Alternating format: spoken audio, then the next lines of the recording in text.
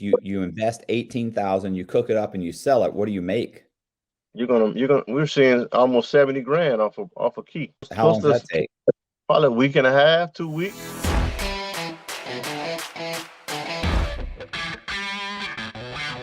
Hey, this is Matt Cox, and I'm here with Norris Henderson, and we're going to be doing an interview. I was locked up in the halfway house. Were we in Coleman? Yeah, we had Coleman together too. Yeah, Coleman and the halfway house together. Okay. Anyway, so check this out. So you were locked up for like over 10 years, right? No, You got like I did 9 years and some change. right, but what'd you get? 135 months or something? You said. Yeah, Um. Okay. So, and what were you charged with? uh, drug trafficking and furtherance of a drug trafficking crime, crack cocaine. Pistol charge. They give you the 924C, so they're gonna run everything consecutive. Right. So you know what I'm saying? Okay. All right. Well, so let's start at the beginning. Like, where were you born? St. Petersburg, Florida. Okay. Most of my family, we migrated from Georgia. My family, my mom and everybody came to Florida. I was born in Florida though, St. Petersburg, Florida. So I'm Okay. like, my roots is Georgia and North Carolina. You know what I'm saying? How many kids in your any brothers and sisters? Yes, I got two brothers, two sisters. They're all older than me. I'm the youngest. They all got the same father, so I got a different father than them. You went to high school and everything in St. Pete? Yeah, I went to Bogasega High School. Played basketball. I ain't played football, but I played basketball and shit. All right. So how was growing up? Were you a good kid or what? And I was, but I Trouble? still got in a little trouble. You know what I'm saying? Time to time. I don't know. I guess probably maybe my dad would have been there for me. It'd have been a little better for me. You know what I mean? Right. But Um, were your older brothers and sisters, were they gone when you were growing up or no, they was there. they were there? They Okay, so they're not like 10 or 15. Like my brothers and sisters were basically by the time I was like 6 or 7, they were all gone because they were way no, older than me. no, we all grew up in the same household, so we're all like a year or two apart from each other. Okay. So how'd you start? Like you went to high school? Did you start were you selling drugs then or like Yeah, that kind of like that was like the start. You know what I'm saying? Like I didn't have my mom didn't really have much money, so it was like, it's five of us. She taking care of all five of us, so it's like, I used to steal at the store to make money to buy clothes and shit. You know what I'm saying? Breaking right, cars and shit. But my first gig for hustling was like one of my OGs gave me an ounce of marijuana, showed me how to sack it up. You know what I'm saying? So he just say, okay, you make $40, you bring me back 60. You feel what I'm saying? So all my little homies, we all smoke weed. So it was like that's how I was getting off it. You know what I'm saying? I bring him his money, bring mine, but it was like shit. That was like too slow. right. So like my neighborhood where I live at, 36th Street block, is like it's like a dope hole. Like it's a long street. You can come through there and you can buy crack, powder, weed. There wasn't no heroin back then that I knew of, but it was mostly crack marijuana and cocaine. You know what I'm saying? So my OG, it's a female. Her name Fee. I'm gonna call her Fee. You know what I'm saying? She's a big dope dealer in the city. I used to run around her sons, and we played together basketball and she her son. So I knew she sold crack. So I pulled up on her one day. I had my last like $30 on me.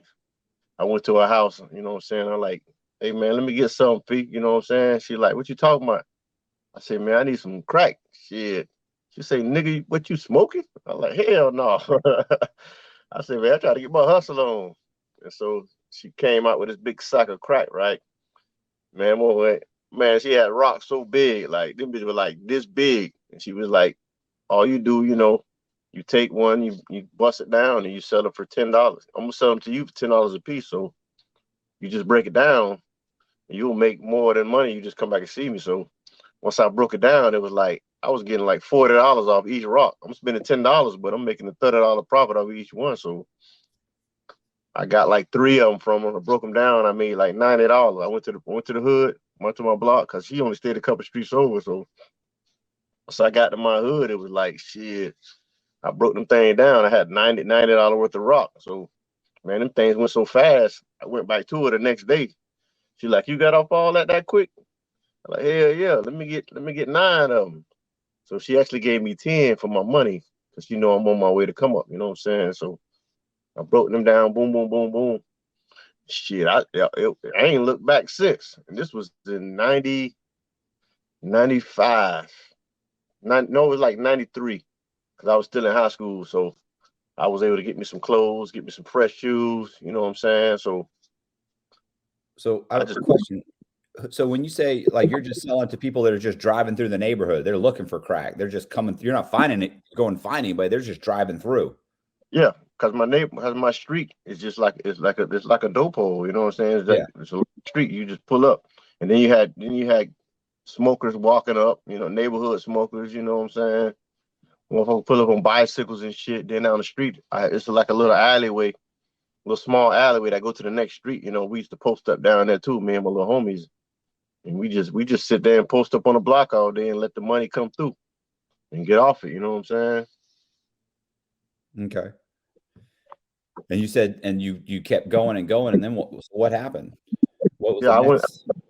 No, what it was, like I was still playing basketball and shit, in high school basketball, and so I hustled, and then I had a job too. I got a job. I used to work I worked at McDonald's, Food Lion, Wayne Dixie. I kept a job. You know what I'm saying? But I was hustling on the side. You know what I'm saying? So long story short, I graduated. I had plans on going to college and everything, but I had caught a felony, fooling around with one of my homeboys. You know what I'm saying? So I caught this felony. So it was like that kind of fucked up my college Well, scholarship. how did that happen? But it was me. We were riding We were riding in my car. I had just bought me a car. You know what I'm saying? So we riding in my car, and he was high on cocaine. He in the back seat. It was 3 or 4 of us in the car. So we were hanging out, drinking and smoking. You know what I'm saying? And the other guy, he was like high on cocaine or whatever. So I picked him up from another spot, but I'm dropping him off. I'm taking everybody home, and his house is like 2 houses down from where I was dropping him off at. So he like, no, you gonna drop me off in front of my house? I'm like, drop me in front of your house, man. You crazy? You can get your ass up out of here. So he didn't want to get out. He was in the back seat behind me. So we're driving. I'm going to drop the other guys off. So I dropped one of my homeboys off. So I'm coming back to drop the other dude off, and he's telling me, man, you got to drop me off at my house, at my front door. I'm like, man, I ain't pick you up from there. So all of a sudden, I had some tools in my back seat on the floor, and he reached over and he stabbed me with a screwdriver in the top of my head. You know what I'm saying? Was attacking me. The car moving. I don't feel it at first. I just jumped out. I just turn around and I'm just fighting him in the back seat. I'm beating his ass. You know what I'm saying? So all in all, blood running down my head. So the car runs into I think a trash can or something, and stops because I had a stick shift, so it automatically stopped. You know what I'm saying? So I'm beating his ass. So I get out the car, I'm bloody and shit. My other homeboy, he's standing there. He got a gun on him. I don't know he got the gun on him. So he telling me, look, man, here. No, no, I'm straight. The dude running. Then I thought about it. I told him to give it to me now, and he told me no. And I kind of thank God he didn't give it to me because I would have shot the shit out of his ass while he running. So I said, fuck it. I get him a car. I got a crowbar in the trunk. I grab it and I chase him to his house because he don't stay too far from where the incident happened. So I get to his house. He inside his house. I'm beating on his mom's door with the crowbar trying to get in there. I'm beating all the windows out the house, the garage door and everything. His dad come out. His dad, all his family know me. You know what I'm saying? And they see me all bloody and shit. They don't know what's going on. You know what I'm saying? So I just leave. They call the police. I leave. So like probably like 3 months later, I'm at school, and the school resource officer come get me. And he say, I need you to come up to my office with me. I'm like, what's going on? You know what I'm saying? So I get there and he say, you got a warrant out for your arrest. I got to take you to the county jail. I'm like, what the fuck? Like, yeah, you got a warrant for vandalism and some other charge. It was a misdemeanor, one felony. So he take me down, book me. And my high school basketball coach, Mr. Kiefer, he come down there and see me. He asked me what's going on. I explained to him what happened. You know what I'm saying? So he didn't bond me out. They gave me R&R, release of my own reconnaissance. So so I get out. You know what I'm saying? And it's like I didn't have no lawyer. I didn't know nothing about lawyer. You know what I'm saying? So it's like I got a public defender and I just took a plea deal. And that was probably the worst thing I could have did because it gave me a third-degree felony and it fucked up my chance of getting a scholarship for basketball. So I'm stuck. I'm like, shit, fuck it. You know what I'm saying? I'm all in now. I just went ahead and started bike hustling, you know, and I still graduated though. You know what I mean? I still graduated high school, but it was hurting, but at the same time, man, I ain't really care no more. You know what I'm saying? So like, fuck it, I'm in the streets now. You know, I'm on the block every day. Then like a year later, I decided to enroll in junior college. So I go to junior college. I'm still getting my education, but I'm still hustling though. You know what I'm saying? So I'm just said, fuck it, man. I'm all in now. So I'm rising in the dope game, but it's like I'm not seeing the money that I need to see. You know what I'm saying? I'm spending it on cars, jewelry, money. You know what I'm saying? This was like actually one of my first cars I hooked up. You know what I'm saying? I put paint on it, some rims. You know what I'm saying? Right. So I'm in the street life. You know, it's like this is what it is now. Are So you watching like your buddies get popped, or like are you realizing that hey like are you seeing people get arrested and you know what it is, you know you're gonna get eventually you're but getting grabbed. yeah, this like I say, this was in 94, 95 after I graduated. So like I'm seeing people getting knocked off, you know what I mean? But I'm I'm just being like I didn't hang no I hung in the crowd, but I didn't hang in the crowd. You know what I'm saying? Like I got me a beeper, so my clientele called me. So now I'm really on the block no more.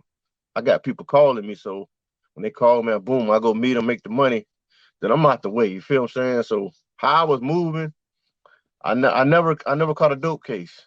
I caught one. This me and my like I was on after that situation with the guy who attacked me. You know what I'm saying? I was on probation. I was actually on house arrest, but I was still hustling. So I basically was on house arrest, but I was still leaving, going to get money every day. So one night we're at Denny's, me and my girl. So we're at a Denny's late night, north side St. Pete. So I'm in that same car I just showed you, and the sheriff's sitting outside in the parking lot across the street. So I got crack on me, I got a gun on me, I got reefer. So I'm telling her, shit, you hold the weed, I'll cuff the crack. And I had a little stash spot for my gun in my car. So we're leaving. We're heading back to South St. Pete, and man, so many sheriffs came out of nowhere, man, just swarmed my car, boom, boom, boom. They say, you got a warrant for your arrest. I'm like, for what? He said, your insurance expired. I know how my insurance is expired because I just paid it. Man, I keep my insurance. You know what I'm saying? So they they arrested me, took me to the county jail. When they searched me, they found a crack, but they never found a gun. You know what I'm saying? Where I had the stash spot, the gun was hidden real good. So they found a crack on me. So they arrested me. I had so many charges, man. Like they hit me with sales and possession of crack. I had one sack of weed. They said possession of weed, sales and possession of weed. They gave me 7 charges, man, almost something like that. All felonies, damn near. So I'm sitting in the county jail. I'm miserable as hell. I ain't never been through it like this. This is my second time going to jail, you know what I'm saying, as an adult. So one of the guys in the dorm was like, man, you sitting around letting that shit worry you, man. You need to get in the law library. You say you just graduated, you know what I'm saying? So I went to thinking about it. He's like, man, this is all you do. You look up your charges and go find out what the first charge they gave you with, and find out if it was legal for them to do that. So I went to thinking, like, I knew my insurance wasn't expired. So that was strike one against them. You know what I'm saying? They violated my constitutional rights. So I looked up some case laws, and then it was like the public defender they gave me. All he kept doing was cop out to these charges. I'm like, hell no. So he was calling my mom too, like telling my mom, look, tell him to take the plea deal or he's gonna get a lot of time. You know what I'm saying? I'm telling my mom, look, I ain't copping out the shit. Fuck that shit. So I got in a law library. I wrote all the statutes down and wrote what they did wrong and what they could charge me with and what they couldn't charge me with, and sent it to the public defender. Boom. I said, man, I need you to file this shit. You know what I'm saying? He filed it, man. Like 7 days later, I got a letter in the mail when I was county jail. Man, all the charges dropped except intro of contraband into a county facility. He built some of the nation's largest banks out of an estimated $55 million because $50 million wasn't enough and $60 million seemed excessive. He is the most interesting man in the world. I don't typically commit crimes, but when I do, it's bank fraud. Stay greedy, my friends. Support the channel. Join Matthew Cox's Patreon. They hit me with that, but it was a lighter sentence. They gave me like probation added on to my house arrest was already had. So they really just extended it. You feel what I'm saying? They let me out. Yeah. I'm saying, so I went home. You know, I said, fuck that shit. I'm just going to be way more smarter this time. You know what I'm saying? They ain't going to keep shit on me. You know what I'm saying? So I just got out and just got back to getting money, man. So like I said, I had a long run before I really caught another case. This case I just caught, I got knocked off in 2013. This happened in 96, 97 when I caught that first charge. You know what I'm saying? So I was really, I was out slicking these people for years, man. You know, that's how I felt. You know, Right. So you know, all right, sorry, go ahead. But your butt, I mean, at this point you got an apartment, you got a car, apartment, what's the plan? I'm staying with my mom, so it's like, you know, I'm still hustling, and I ain't really got no plan. I'm just living day to day, getting money. So it was like I ran into one of my old homeboys who I ran the streets with as a jitterbug. You know what I'm saying? We used to get in trouble and shit. You know what I'm saying? As kids. So he just got back from college, and he wasn't going back. So we got us a spot. And we just started trapping, man. You know, selling crack, man. We learned how to. One of our other homies showed us how to cook. We'll take 1 ounce, blow it up, turn it to 2 ounces of crack, man, and we just cut that thing up. We get the ounces for like 700. We'll cut the ounces. Once we cook it up and turn 28 grams into like 50 grams, we're cutting almost like $2,500 worth of crack off 1 ounce. So we doing this now. You know what I'm saying? We elevating now. Once I got with him, we just came with a game plan, and this is what we're gonna do now. We're gonna, every time we buy ounces, we cooking it all up, and we're gonna sell it out this goddamn trap house we got. We had a trap house on on the other side of town of St. Pete, and it's like a neighborhood where you got number crackheads just walking around, gas station right there. And man, listen, that thing's 24 hours, man. number bases coming in and out of there, man, spending money, man. $5, $10, we getting everything come through there. So that was like my next elevating in the dope game, you know what I'm saying? So it was like, okay, now I'm really seeing money now, you know. I'm sitting on 10, 15,000, like easy now, you know what I'm saying? But I still don't know. I got enough money to buy a whole kilo. We don't know this. We small time hustlers. That's how we looking at it. But so we just did what we had to do right then, you know what I'm saying? To one of my homies his cousin came and pulled up on us and was like, he seen us buying ounces. He's like, man, y'all got enough? Do y'all got enough money to buy y'all a whole brick? So we debated on it for a second because we knew there's a lot of slimy shit going on. You know what I'm saying? So we didn't want to put all our money at risk like that. So my bro, like, man, look here, man. I got another plug, a Cuban guy he ran into. Like, he was like, man, look, he got some good shit. You know what I'm saying? So we basically started dealing with him. You know what I mean? He was from Colombia, some goddamn well. Cuban or Colombia or some goddamn well. I didn't know he was Spanish. You know what I'm saying? But he started looking out for us. We was getting probably like paying like 18, close to 17, $18,000 a brick. So now it's like, okay, let's do this here. You're buying a brick for 18 grand. Yeah. And then you're cutting it. I'm sorry? We're breaking it all down. Like, we're breaking it all down to ounces and cooking it all up. Like, we're not selling nobody none of our coke. We're cooking it all up and rocking it up, letting it go out this goddamn trap house. Well, how much does you invest 18,000, you cook it up and you sell it? What do you make? We're seeing almost 70 grand off a key. How long does that take? Man, probably a week and a half, 2 weeks. Fuck. Yeah. Okay. Selling it all crack, you know what I'm saying? And then, you know, sometimes we got homies that want like a half ounce of crack. We'll sell them. But the majority of the time we're cooking everything up, you know what I'm saying? How long does this go on? We had a nice run, probably about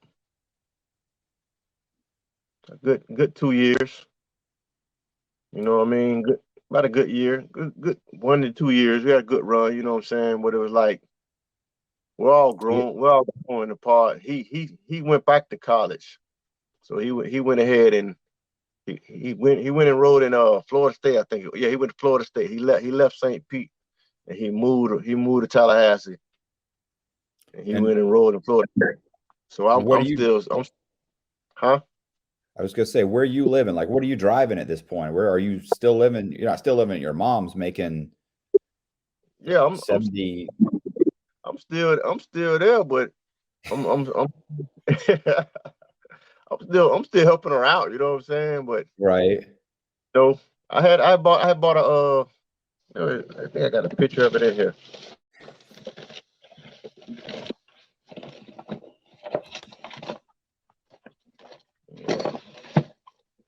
Yeah, I had switched it up.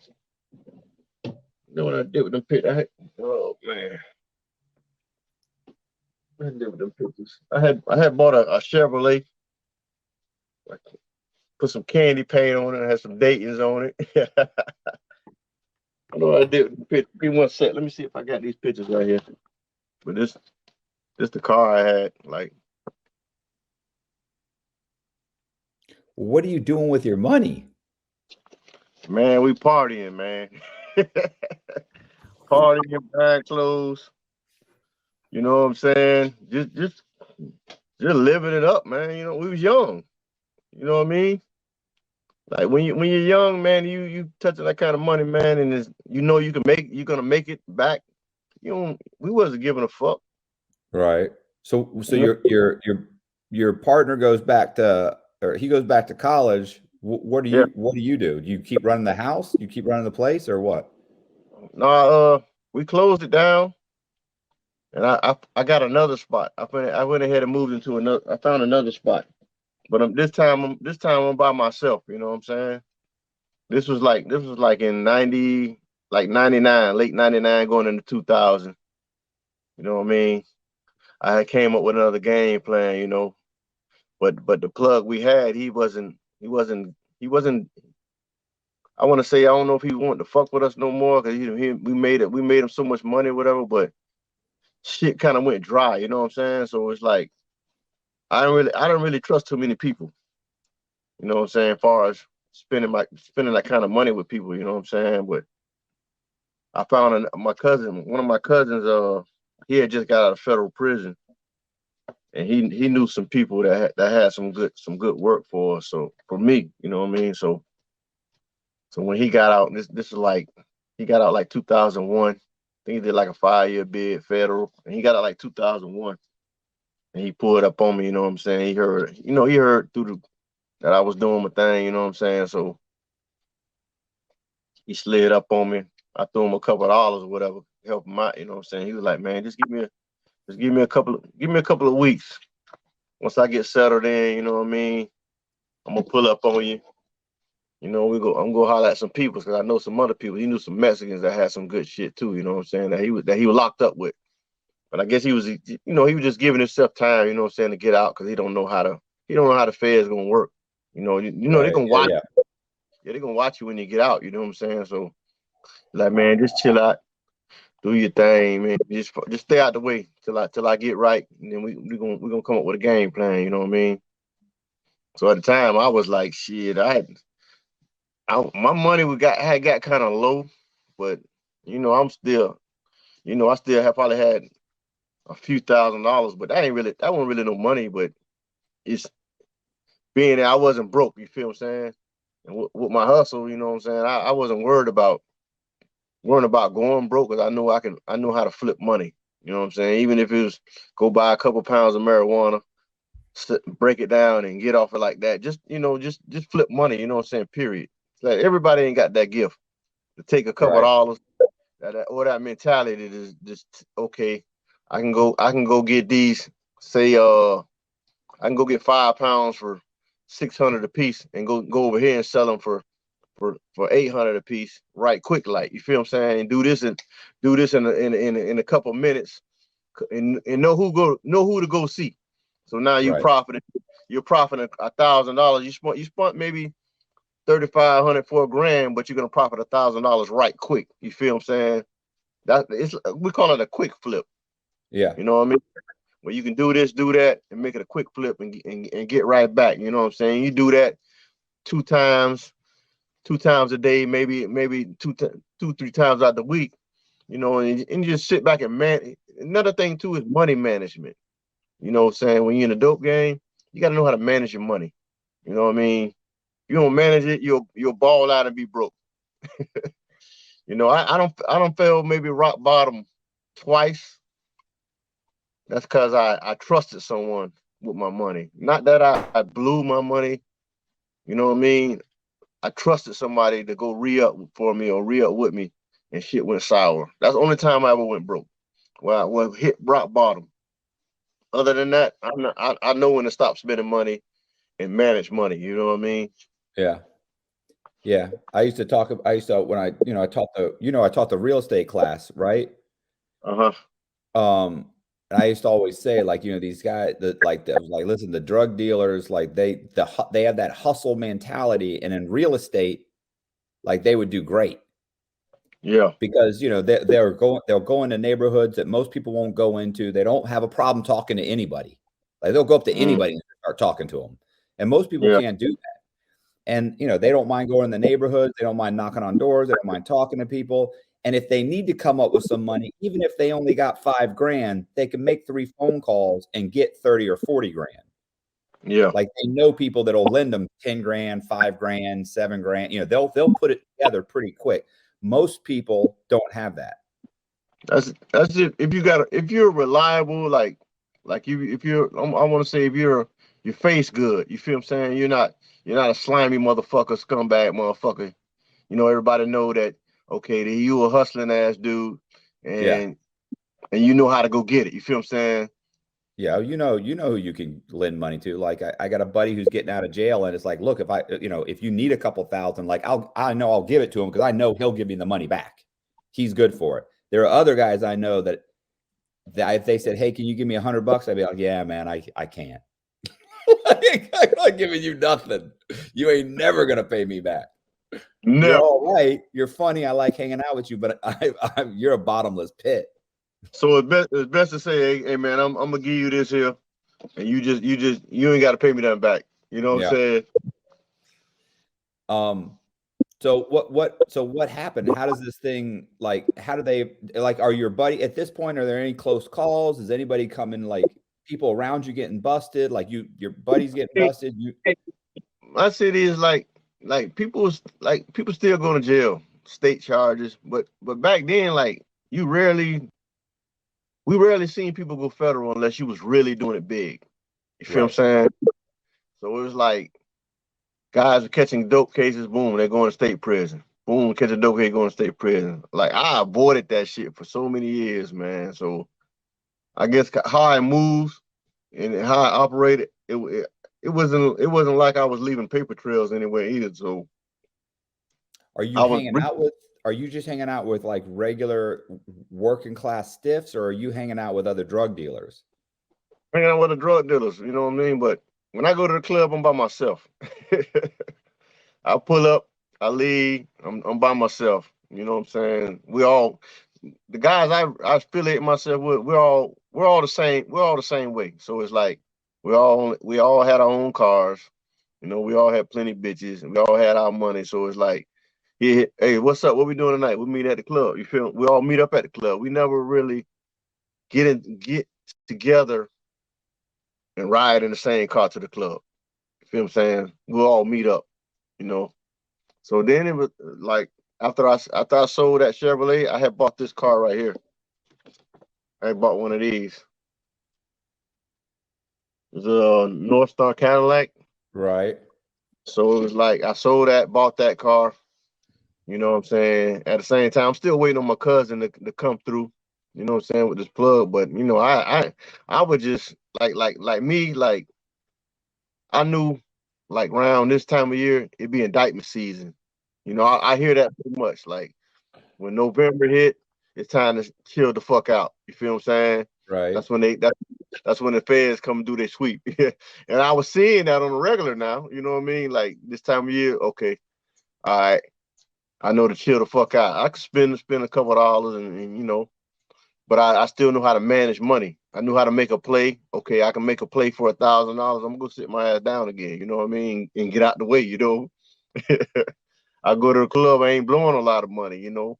I know how to come to the club and hang out a little bit, and you know, just stay out the way. You feel what I'm saying? So I did go back to junior college, St. Pete Junior College.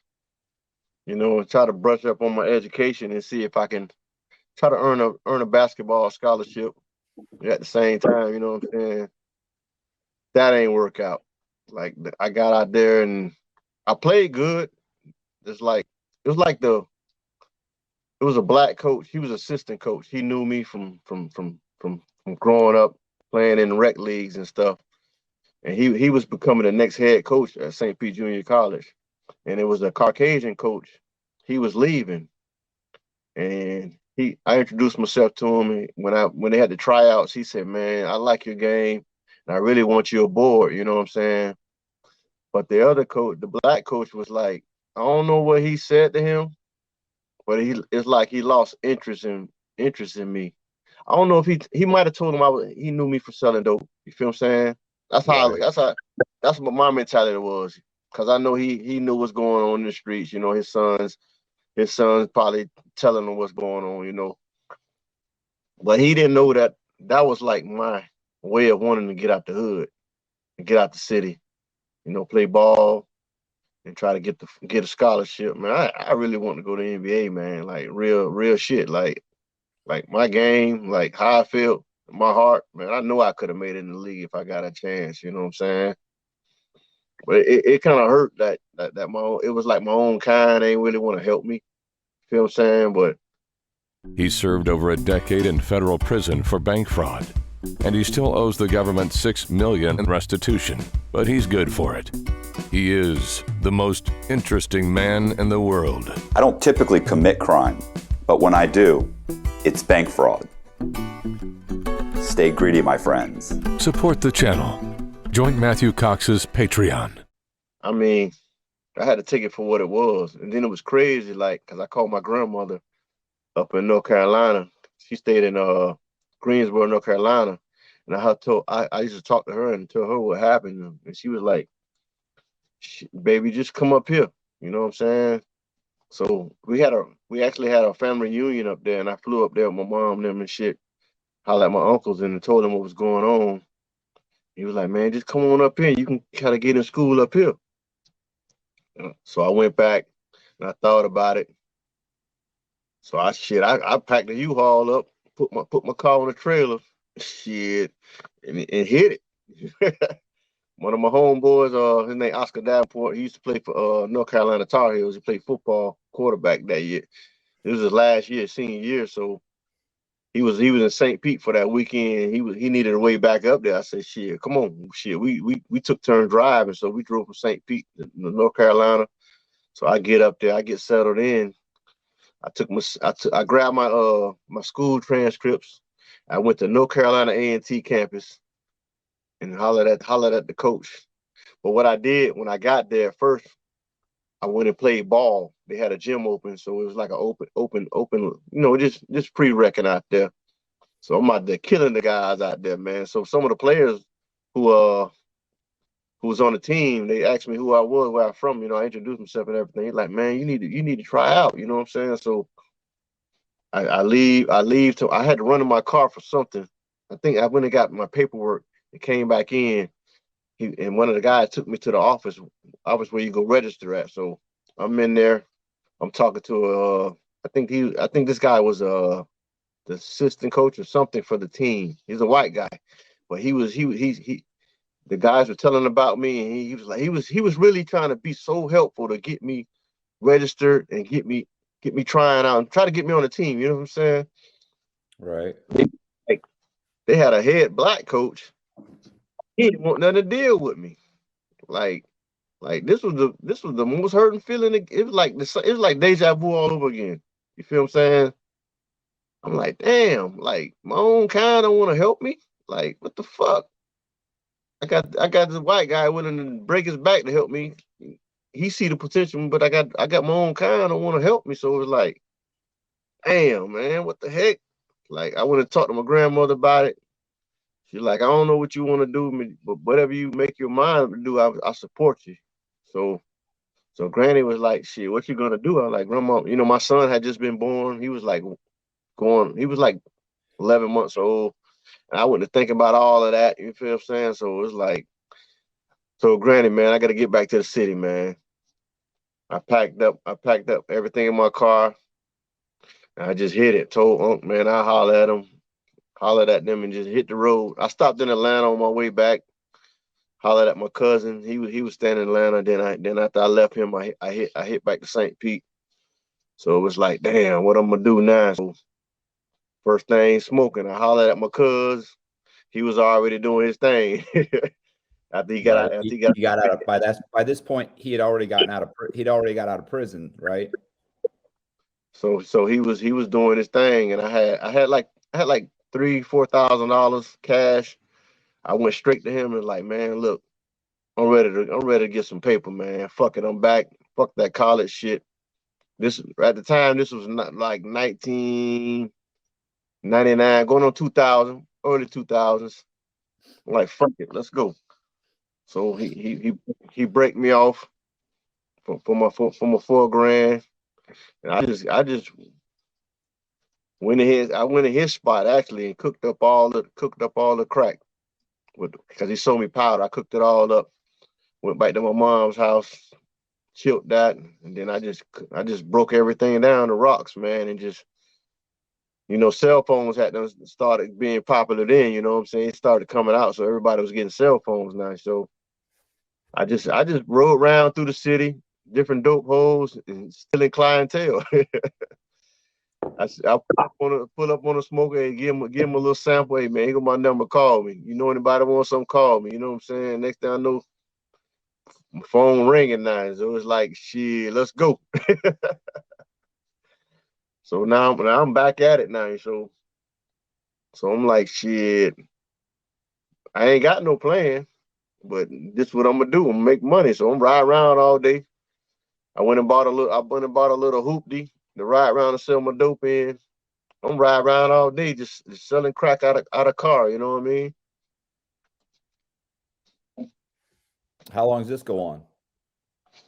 this went on 6 months, 6, 7 months to almost a year.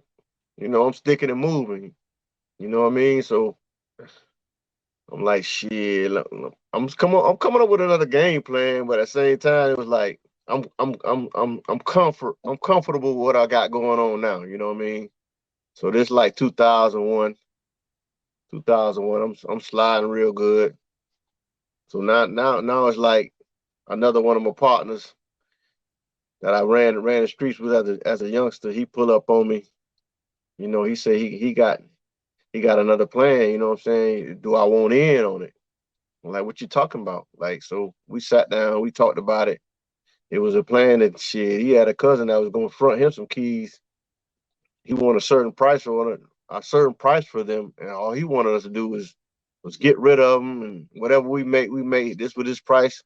Shit, I can help do that. I ain't got to spend my money. Shit, let's go. So he was giving it to us for like 15 grand, 15, 16 grand at the time.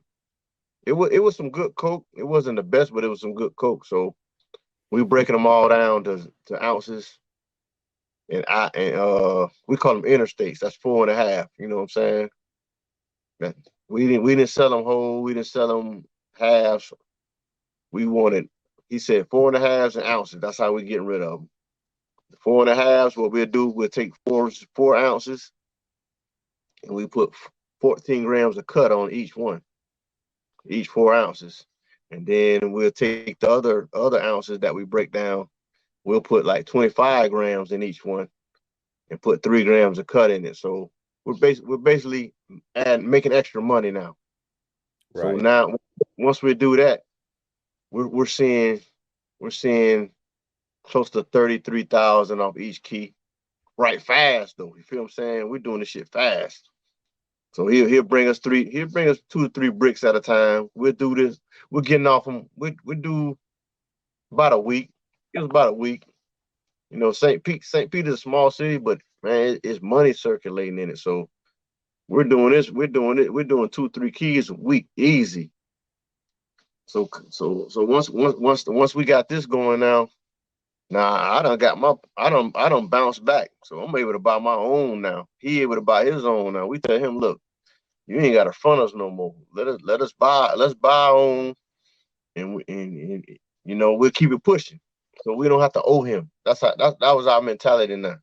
We'll do what we got to do, pump up, and we'll buy our own now. You know what I'm saying? All right. So now we're doing our thing now. So actually, and then my homeboy he catch a case. So he had his house one night, and somebody break in the house, and he ended up killing him. You know what I'm saying? Did he know the person who broke in? Yeah. And come to find out, it was actually somebody who he was close to, that he was cool with. You know what I'm saying? Right. The dude used to come over there and hang out with him, and smoke and drink. And then, you know, come to find out, cause this ain't happened just one time. It happened like multiple times. Cause he tell me, he's like, man, somebody broke in the house last night while I was in here. I said, man, it got to be somebody that's comfortable with you. You feel what I'm saying? Right. He ain't have a doubt it was me. You know what I'm saying? But he used to have a few guys over from that neighborhood where his house was at. So come to find out, the dude was leaving. Was leaving because the house where he was staying was kind of big. So he kind of find out the dude was leaving the window open, and he sneak in because he know my dog. He get drunk, he get high. You know, he pass out. He sleep hard. You know what I'm saying? So that night that shit happened. It was like when he killed them, the dude had a mask on. When he pulled the mask off on him, he was just shocked. Like he couldn't believe that was the dude who was doing it. Like I said, this shit happened multiple times, you know, but you only gonna get away with something for so long. You know what I mean? Right. Especially if it's some grimy shit. You know what I'm saying? Especially when you're cool with a dude and you steady breaking in his house, thinking it's cool, you're gonna eventually get caught. You know what I mean? And that's what happened. He ended Well, he ended, well, he what, I ended mean, up, I mean, he called the police. Was he yeah. charged? Yeah, he was charged with murder, but he got a good lawyer and he ended up beating it. I was gonna say the guy broke in his house. Yeah. But man, they wasn't trying to hear that shit, man. They charged him with murder, man. Like St. Pete, man, this shit fucked up, man. So they charged him with the murder, you know what I'm saying? Well, he paid like 50,000 for the lawyer and he ended up beating it. He ended up getting probation for the gun. You know what I'm saying? So that was like a blessing, like a real blessing. So, after he beat the case, you know what I'm saying, he just chipped the fuck out. you know. For me, I just I kind of separated I still fuck with him, but I kind of separated myself from the situation because I know shit was hot, you know what I mean? He just beat this case. So I know it won't be long, you know what I mean? They're gonna still watch him because they Right. know they know he was doing something for them to break in there, you know what I mean? Yeah. So I kind of faded away in my own corner and just fell back, you know what I mean? And then I ran into one of my other cousins. This was like in 2003. I ran into my other cousin who got out of feds, who did a fed. He did like 10 years. He just getting out. And he was ready to get some money as soon as he got out. But I was skeptical about fucking with him at first, you know what I'm saying? But he used cocaine though. You feel what I'm saying? He was a user. He a hustler, but he was a user though. So like, so he pulled up on me, like, man, you straight? I'm like, no, I ain't got nothing right now. But you know what I'm saying? He's like, you ain't been having nothing? Like, I've been chilling.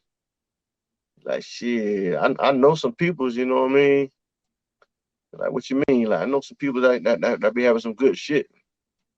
So I got with him like probably like a couple of weeks later. I go over to the house and he got some Mexicans over there. So they all over there chilling and he introduced me to him and everything. And they was telling me how they got whatever we want. You know what I'm saying? Whatever I want, you know what I'm saying? So we actually went to the club. I ain't really do no business with them at first. We just hung out. You know what I'm saying? We went to Tampa, hung out a few clubs, you know what I mean? Spent the time. I sat by and got a chance to know them first. So around this time, it's like 2004, 2005 year. So they so I say, I'm ready, man. What we gonna do? So they hit me up. They come to my house, you know what I'm saying? At this time, I had them bought me a house and everything. I bought the house right direct across from my mom's house. I got it financed though, so I got my own house now and everything. So they come over to my house. We sitting right there chopping it up. He telling me what he want for him. He wanted like 18.5 at first. That's what the prices was going for, like 18.5 for me first. Once he seen that that I was coming back, you know what I'm saying, consistently, the prices Right. started dropping. You know what I'm saying? So I'm basically like, okay, I bought the first one. I already knew who to go to and get rid of this shit now. You know what I'm saying? I ain't no more selling no more crack. it's, Right. it's it's ounces and four ways. You know what I'm saying? I got these guys in this neighborhood. I got four different guys in different neighborhoods who I can go to and they're gonna buy that shit immediately. So I get rid of the first brick I buy from them. I call him back like the next day. He's like, you done already? I'm like, yeah, man, that shit went flat because it's good. You know what I'm saying? So he come back, I buy one, he leave me one. All right. He said, I'm gonna give you a couple more days, you know what I'm saying, see what you can do. Shit, them two was gone within 24 hours too. I was like, shit, I can do this. I can get used to this shit. I'm doing this shit in 24 hours. I'm making his money and my money now. Like this shit, this 24-hour clock work. Like less than 24 hours, this shit gone. So I like shit. I called him back up. He's like, man, I ain't gonna be back till next week. Just hold the money down. You know what I'm saying? So he came back the next week. Man, when he came back in, he had 5 of them for me. So I paid for one. No, I paid for 2 actually. And he gave me 3. He's like, this here, man, don't rush. Just take your time. I'm like, man, you know, money call, I'm getting rid of this shit. Right. So I'm at my house. I'm looking like shit. I ain't never had this much work at one time. You know, I got five bricks sitting right here in front of my face. Like really, like, okay, shit. This is what I'm gonna do. I'm gonna put one up. I'm gonna take these 4 and break all these down. I did 2 of them in 4 ways, and 2 of them I did straight ounces, like ounce them out, 28 grams each one. I was selling them for like I was selling an ounce of like $1,000, and I was selling the 4 ways for like 3,300. Even though I'm still putting 14 grams on the 4 ways, making it 4.5. You know what I'm saying? So I'm selling them 3,300. I'm selling ounces for a stack. Man, I got rid of them 4 bricks within like, I want to say like 5. I did like 5 days. It took me like 5 days. You know what I'm saying? Because the guys who I was dealing with, they already had work that they just got from me. So it went. You know what I mean? So like that next week when he popped up, you know what I'm saying? I got all his money counted out. Boom, boom, boom. I got all mine put up. I'm telling him, man, what's up? What we gonna do next? He's like, shit, what you want? You want to double this shit up, or you want to just stay doing this shit here? I like, no, I'm gonna stick. Like, bring me 5. I want to do five again. You know what I'm saying? So I said, this is what we're gonna do though. I'm gonna sell some of these whole. I'm gonna sell 2 of them whole, and I'm gonna break the other 3 down. Cause I knew a couple guys who was ready to buy holes. You know what I'm saying? So, cause what they'll do, they'll grab his money, and they'll patch it up. You feel what I'm saying? To buy the hole. But what I do this time go around, I would take 4.5 out of each brick and put 4.5 back into the brick, and I would mush it all together, and then I would compress it back together, like basically re-rock it. You feel what I'm saying? So now I can do this here out of each brick and put away a 4-way out of each brick. Actually I was taking like about 112 grams out of each brick, basically. Instead of 125 grams, I take 112 out of each brick, so it'll still be good. So I put them back together, boom, boom, boom. Get rid of them whole now. He giving to me for like 18. So I would, after I take mine out of there back together, I would sell it for like 23,000. So I'm capping 5 grand, close to 5 grand off each one, and I'm cuffing like 4 ounces out of each one. So that's like $9,000 profit basically off of each key. So I'm doing this to every key now. You feel what I'm saying? So now I ain't even breaking them down in ounces no more. But what I did, how long is this going on? It's going on for like 2 years. I had a good 3 year run. Are you on anybody's radar at this point? Like, I mean, do you think? I don't know it. I am, but I don't know it. Okay. How did you get on their radar? Like somebody got busted or? Basically, yeah. This how I got on the radar. In 2005, I think it was, I sold a female 2 ounces of crack. Not knowing about a 5K. I don't know them. I'm green to federal system. Right. I sold her 2 ounces of crack. She called me back later and she wanted 2 more. So I sell them to her. Only reason I sold to her because I consider her like family. because we grew up in the same neighborhood. And she had already been busted? No, her son's, her kid's father did. Oh, okay. All right. So he caught a federal case, and he was in the pen. I think he had a life sentence, if I ain't mistaken. And she's trying to get him out by working for the DEA. Exactly. Right. A So- third party Rule 35. Oh, they call it 5K. So, Yeah. I don't know they're on to me. I sell her this, boom, boom, boom.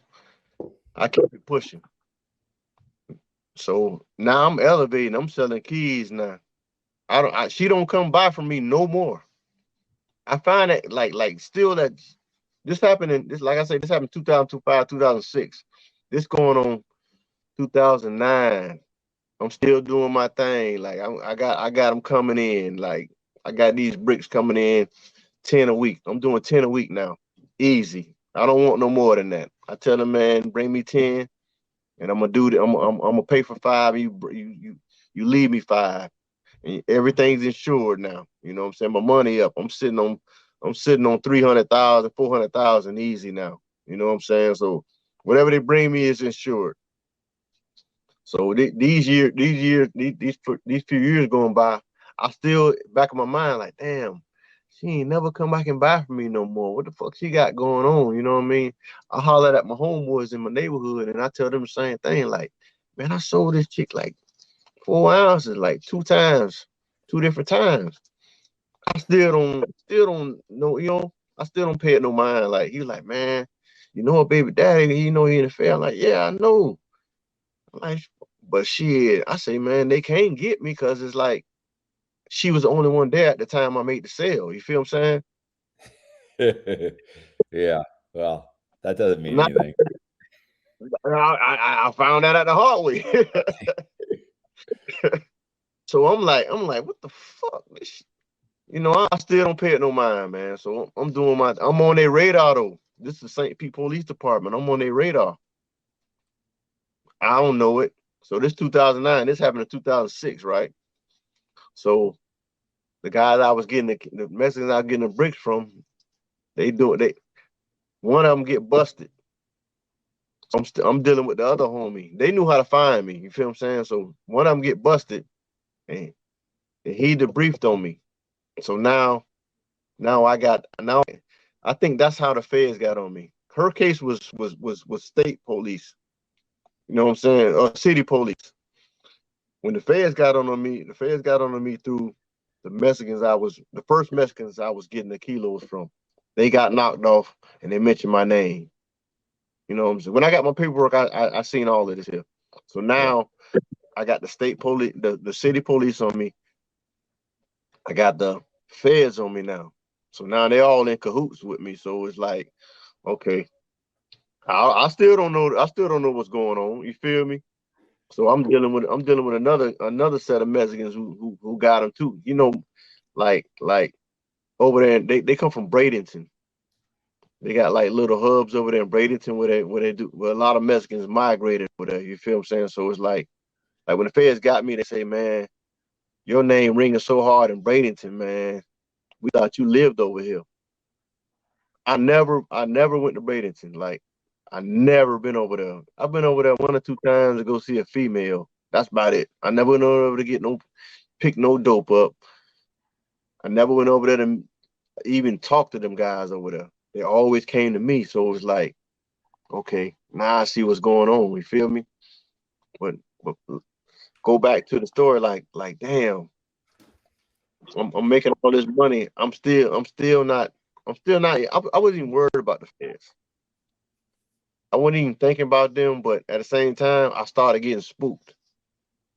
You know how you get the feeling like, because it's like everybody in my city who was like doing something major was getting swooped up by the feds. Right. You know what I'm saying? And I was really like felt like I was like the last one in the city who had major work, but I never got pulled by the police. They never harassed me or anything. So it was like I ride through the ghost town. I'm riding through this town. It's like a ghost town. That's how I was feeling to me. Cause at the time now, I got a Range Rover now. I got a E500 Mercedes Benz. So it's like it ain't too many guys that's Going good. huh? Things are going good. Great. Yeah. So it's like it ain't too many guys in my city that's riding like that. If they was, they already got swooped up. You feel what I'm saying? Yeah. So now I'm feeling like I'm really feeling like I'm stuck out like a sore thumb because it's like you come past my yard, it's like, okay, I got a Range Rover in the yard, I got a Benz parked in the yard. My girlfriend at the time, she got one of the new Infinity trucks, FX35. She got one of them in the yard. I had her old Mercedes. I painted it. It's like a CLK 320 coupe. I painted it black and put some rims on. We got that parked in the yard. I got a new Monte Carlo parked in the yard. New Monte Carlo SS parked in the yard. So you ride past my house, man. My yard look like a car lot. You know what I'm saying? So it's like I'm still spooked, but at the same time, I'm like, man, fuck it. I'm gonna keep getting me some money. You know what I'm saying? So I'm dealing with another dude, another Mexican. He slid up on me, not knowing I didn't know his homeboy already debriefed on me. So now Fed's already on me. I don't know what's going on, but I'm like, shit, I need some work. Like, cause one got busted. I need to get some work. You feel what I'm saying? I need to get my money up. You know, when you ain't listen, man, like when you getting that type of money and you not constantly hustling and you living a lifestyle, like that money can go fast, man. You can see you can blow 100,000 in a couple of weeks. Yeah. Like easily. And you won't even know it. You feel what I'm saying? And then at the time I had my record label going too. So I had some artists, Certified Hood Entertainment. I had one of the hottest artists in the city named Scroodle. He had one of the hottest albums out, you know what I'm saying, at the time. So I'm putting money behind them, trying to get them guys record deals. You know what I mean? I had a club I was promoting, a strip club I was promoting, you know what I mean, on Saturdays. You know, I use that club basically to promote the music and the brand. You know, I didn't care about the money that the couple of dollars I was making every week. That wasn't really nothing, you know what I'm saying? But I was doing that to promote these. Like I said, I want to get these guys record deals. So Right. So you're hoping to parlay your like the drug proceeds into like a legitimate venture to try and get out of doing the drug thing, or yeah, that was my plan. That was my next plan. Like, okay, I don't fuck selling dope when I got these hot ass artists. I can get this label off the ground, get it worth a couple few meals, man. Shit, the dope game over with. right? I ain't gotta sell no more dope. You know what I mean?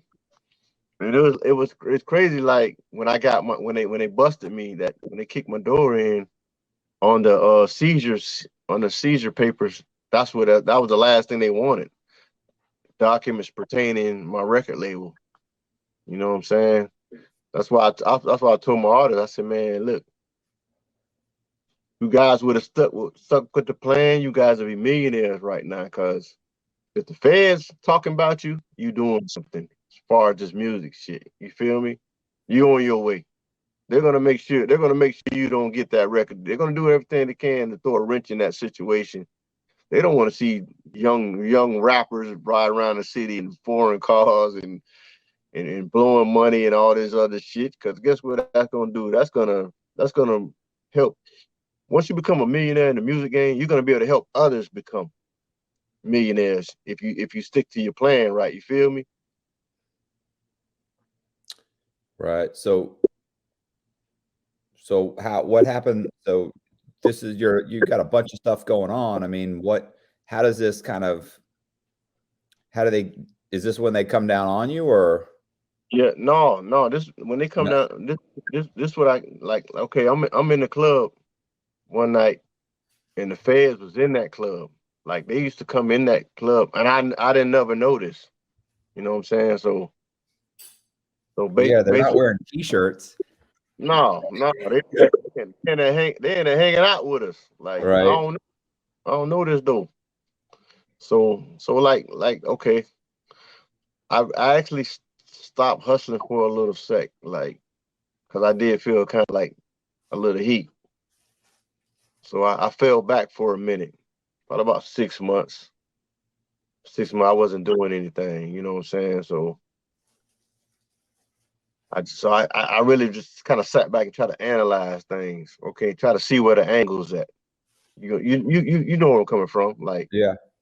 fall Yeah, back. you got that. It's that intuition. You can feel it. It's coming down on you, Yeah. and you think, oh, you step back and pull back. I mean, that doesn't work, but you can, you start trying to backpedal, and shit never You want works. to analyze everything. So I took so actually me and my rapper, we fell out. Like we basically had a little argument about some money. So me and him we fell out. So I told him, man, fuck this label, y'all can have all this shit. I'm finna go get me some more money, man. Fuck this shit. And like I said, I was on a hiatus for like 8 months. I wasn't doing anything. I would just focus on the music. You know what I mean? I told them they can keep the studio. I told them y'all keep that club, that night that we was promoting together. Y'all keep that. Y'all keep all that shit. You know what I'm saying? Y'all have. I don't want no more dealings with that shit. So I got the hell on. Went home, came up with another plan. Like I had to sit back and really, still I was still spooked because I still had that feeling like shit wasn't right. You feel what I'm saying? And then one of my homeboys, he called me. He said he wanted to meet up with me. So me and him met up because we didn't want to talk on the phone. He was like, man, I just got word from a couple guys, man. You need to chill out. I'm like, what you mean? He's like, man, leave them Mexicans alone. They trying to flip you. You know what I'm saying? You hot right now. I'm like, what? Where you heard this from? He's like, man, don't worry about that. Just chill the fuck out. You know what I'm saying? And I took heed to it because this is my main man. He ain't gonna tell me nothing. He ain't gonna tell me nothing wrong. You know what I'm saying? But I still was naive because it was like, shit, I got bills to pay, man. My money getting low. I took a hit a couple times, you know what I'm saying? I ain't mentioned that, you know what I mean? I took a hit. Shit wasn't right. You know what I mean? The shit I bought wasn't right. You know, I took a few losses, but I still had a couple of dollars left. So I fell back again, and then I ran into another one of the Mexican dudes. I got back on again, but I wasn't moving a lot like I was before. You know what I'm saying? I wasn't doing 200,000-300,000 in a couple of days like I was. I would do 30 grand, sit down, do another 30. Next couple of days later, sit down. You feel what I'm saying? I was basically slow rolling, but it was still good money though. But I was slow rolling. So this round 2010, 2011, I was nitpicking. You know what I'm saying? But I was still hanging out in clubs every night, not giving a fuck. You know what I'm saying? So I used to coach little league football. So I'm at the field one day, and I had a guy approach me that I knew from as a child. He pulled up on me like, what's going on? I'm like, what's up, boy? I ain't seen you in a while. You been? You know what I'm saying? Like, I just been chilling, bro. He's like, man, I need you. Like, what you mean? Like, boy, I need your help. Boy, I know you can help me. I'm like, man, I don't know what you're talking about. You know what I'm saying? But like, man, come on, man. Everybody know what's going on. Not knowing, I ain't thinking. I ain't thinking at the time.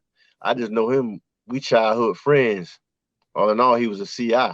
He coached football too, but I didn't know he was a CI. So he pulled up. I'm like, man, here, take my number. We'll rap later. Okay. He called me. He said, man, where you at? I tell him where I'm at. He pulled up. He pulled up to my house. He come to my house. You know what I'm saying? He like, man, I need a couple zips. I'm like, what you talking about? Some coke? I'm like, what you was paying for him? He said, I paying like 1,000, 1,100. I said, them shits don't went up. Shit slow out here. You know what I'm saying? So I had like 6 ounces of coke. I showed it to him. He looking at him, you know what I'm saying? He ain't got the money right now. And a funny feeling just went across me. Like, don't nobody come window shop at nobody's house, man, for no dope. You feel me? Right. So he left.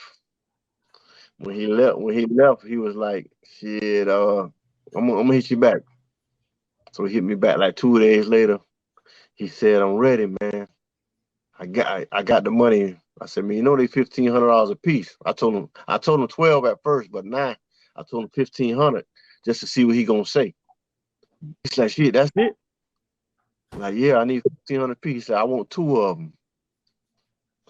So I took one of the zips and put so much baking soda in that motherfucker. And each one, you couldn't help but look at it and see it was baking soda. But when he came, he looked at him. He ain't say nothing about it. So that was like another, you know, any other person that came and caught from me, they'd be like, man, why all this shit shaky like this here? He didn't dispute, he didn't say anything about it.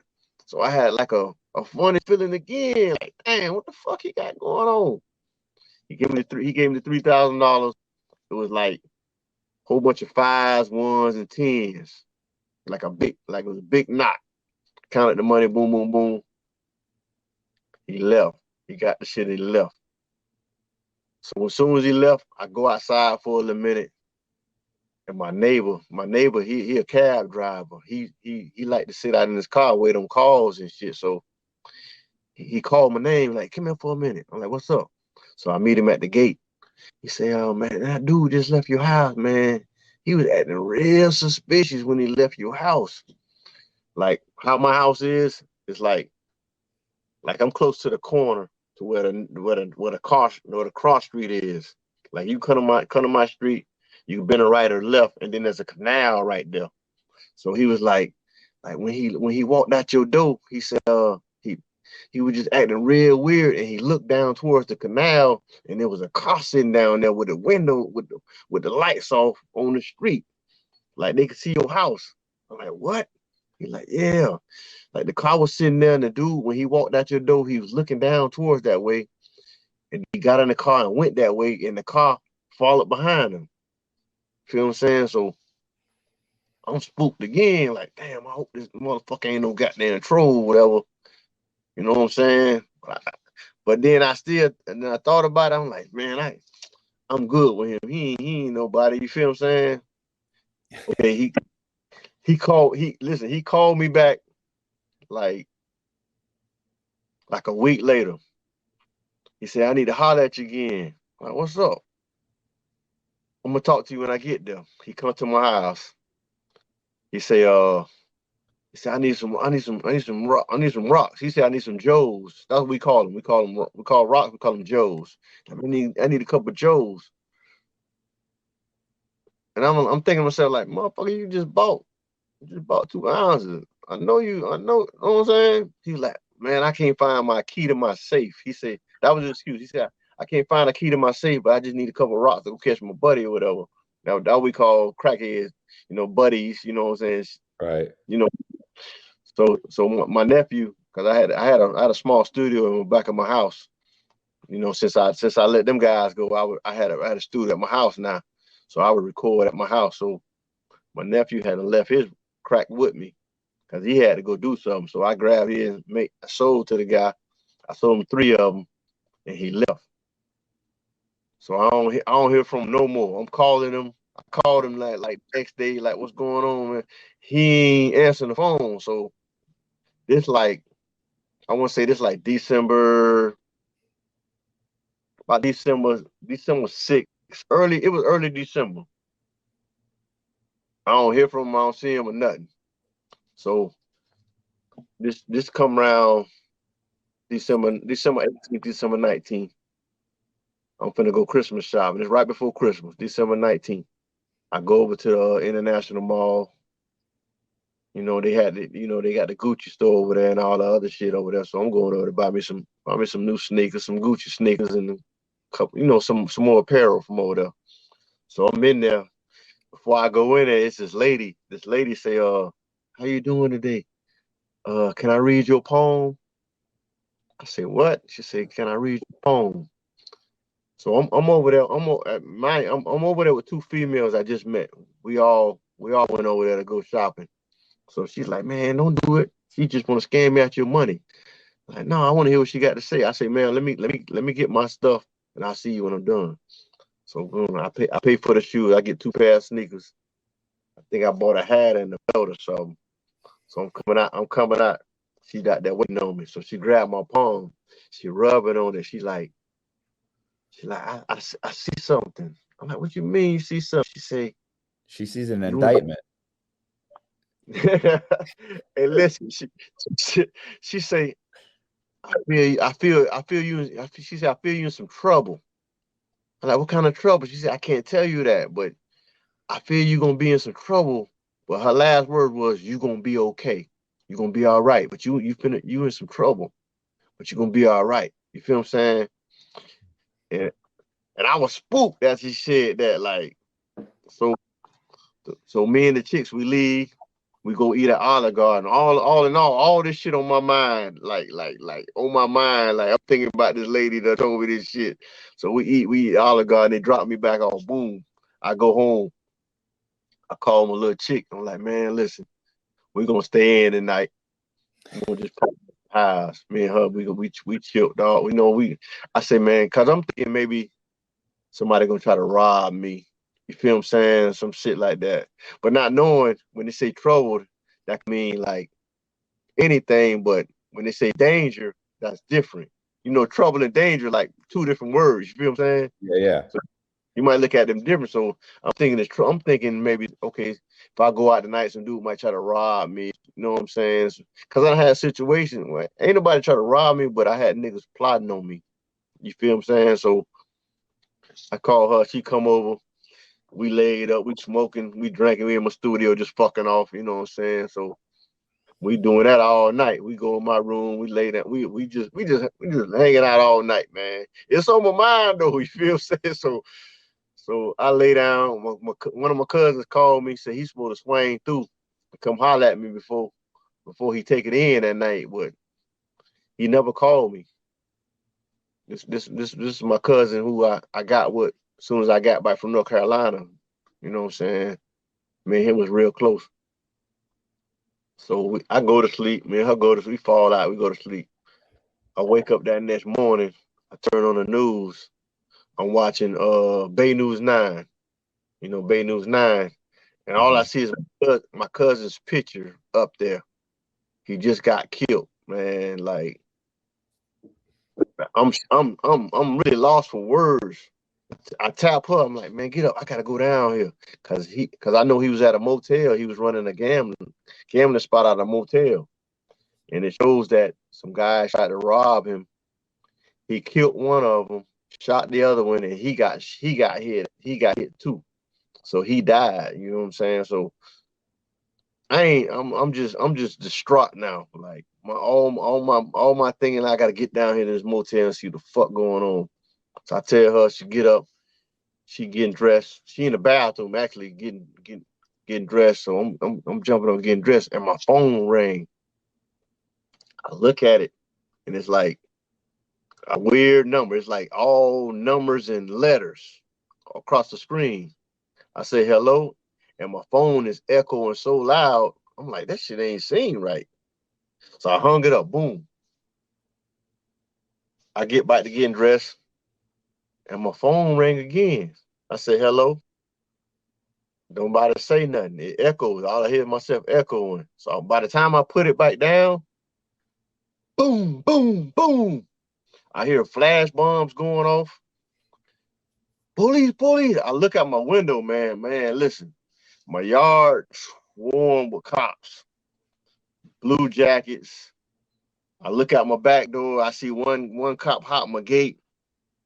And my dog, I got a pit bull and a Rottweiler back there.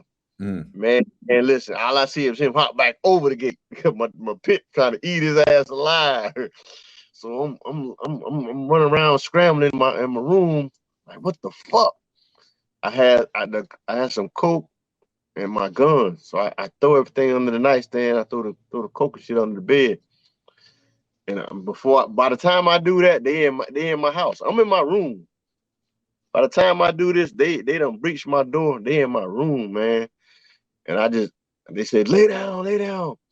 I just closed my eyes. I said to myself, Jesus, God, please let this be a nightmare, a dream, man. And then I opened my eyes again, man. I see all kinds of guns just pointed at me, though. I just like this here. I got my hand like this here. Like, damn, God, y'all. It was like the worst feeling ever, man. You know what I'm saying? Like the chick, I know. she hiding in the closet.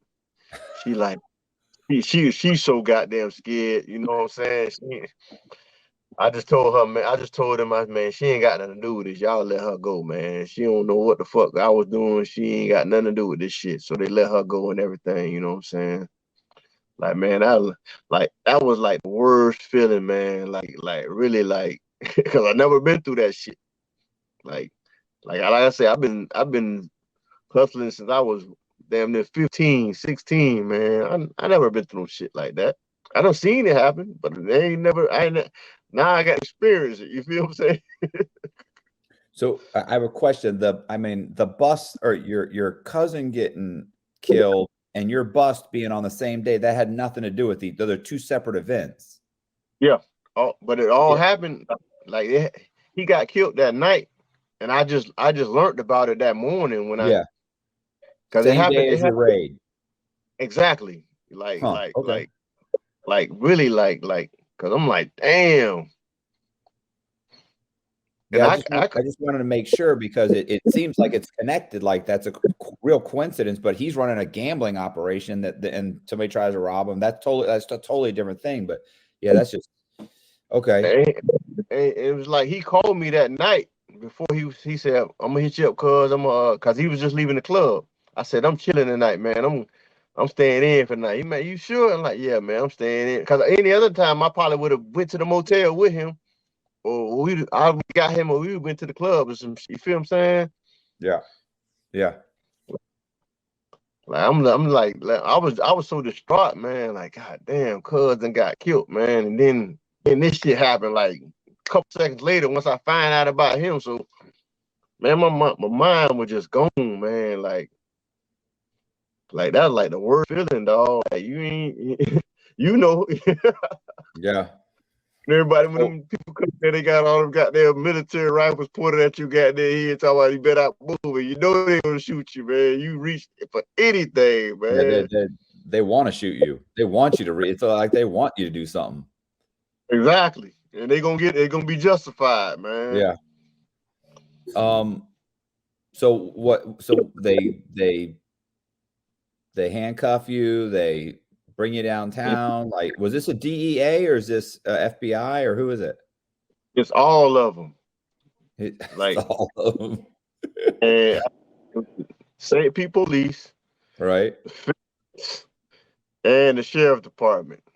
It was all like I had it like basically because the informant guy who I sold to at my house, the 2 ounces of coke, he come to find out he was a confidential informant for the sheriff department. So I had the Fed case, I had a state police case for that crack I sold that woman back in the days in 06. And I had the fucking sheriff department case. So it was like all three task force was on me. So when they get you downtown, they try and have a conversation with you, or they try to do all that and try to make me tell who I was getting it from and everything. But I'm not finna do that. Like, right? Let me just go on and book me, and I'll see what the fuck going on from there. You know what I'm saying? Did you get bond? What'd your attorney say? Like, see what it was. I got a lawyer. He got me a bond because he had me with a high bond. He got me a bond reduction. So I was able to bond out. I had a friend girl. She's a bondsman, so she came and got me. So what happened was my case was state at first. So it went on for like 5 months. I hired a lawyer, Frank Lauderback. He's a good state lawyer, but for federal, he ain't shit. That's a majority of lawyers like that anyway. yeah. You know. So I hired him. My case went on for like 5 months with the state, and he was like, man, what's going on is the feds and the state is debating about who's going to take your case. And he said most likely your case is going to go federal because you got a gun, and they wanted your ass for years. Yeah, like you said, that your name had come up over and over again. They've been hearing about you for years Yeah. and years. They already got you buying or selling years Yeah. earlier. So yeah, they definitely want you. Yeah, he was like, man, just be prepared to get indicted, man, by federal, man. That shit just, my whole stomach just dropped in my ass when he said that. I was like, what the fuck? Like, man. Well, what like, did they hit you with on the federal? Federal case was firearm, 924C in furtherance of a drug trafficking crime, possession of firearm by a felon, basically. Right. And possessing it, because I had, like I said, they found cocaine and crack in my house. This is what they said. They said, we're going to throw the cocaine out. You just play out to the crack. I said, shit. That's a deal. You feel what I'm saying? Not knowing the crack going to give me way more time than the cocaine. Right. I was going to say, so because you had a gun like that and you've been arrested before. Yeah, they said I was a right. So you're looking at 10 years. The minimum mandatory is 10 years, right? So you're not getting less than 10 years, but you got more than that. No, yeah, because the gun carried 5, right? And the crack carried. They gave me 6 years for the crack, basically. Okay. Damn. So you took a plea for that, and you had to turn yourself in? Yeah. Man, only thing the guys who done been to the feds kept telling me, said, man, look, don't play with these people. They come with a plea, jump on it. Push come to shove, you can fight it from inside the prison. You know what I'm saying? You can. Well, and what are you gonna?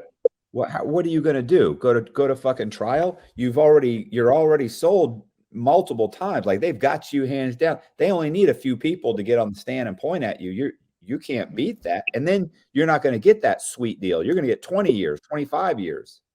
Exactly. That's why I jumped right on it. Like that's what they coming with. Okay, when do I sign?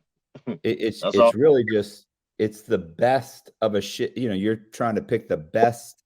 You got nothing but shitty options. Yeah, because at the end of the day, 11 years is a long ass fucking time too. A long time. That's a long fucking time.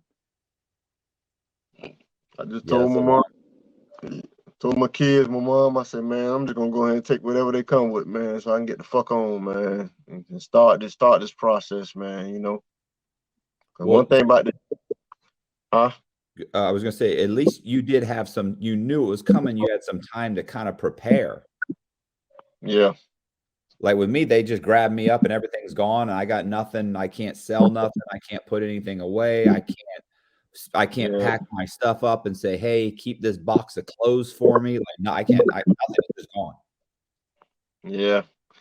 I mean, I thank God I was able to keep my properties.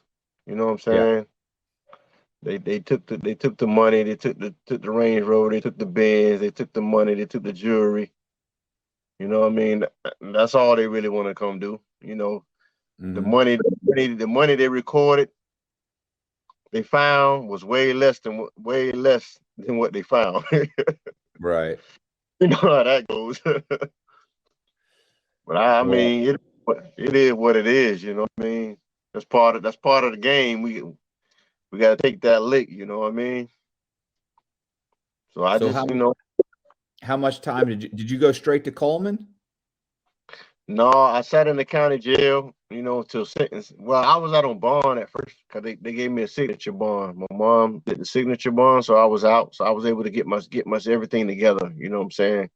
Cause my first, I never been in no trouble, so the judge granted me that.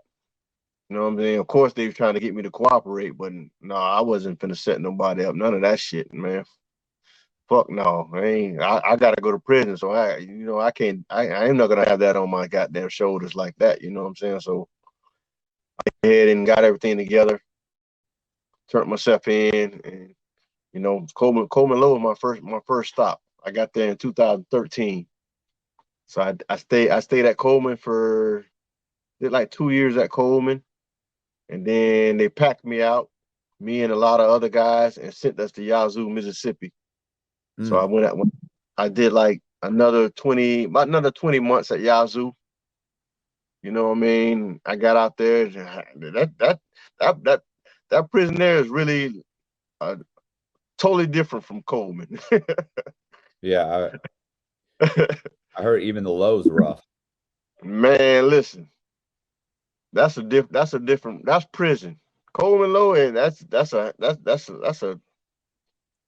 ain't nothing compared to that shit out. Man, at Coleman Low, I seen 1 or 2 fights. I got at the Yazoo, I see 2-3 fights a day. Fuck.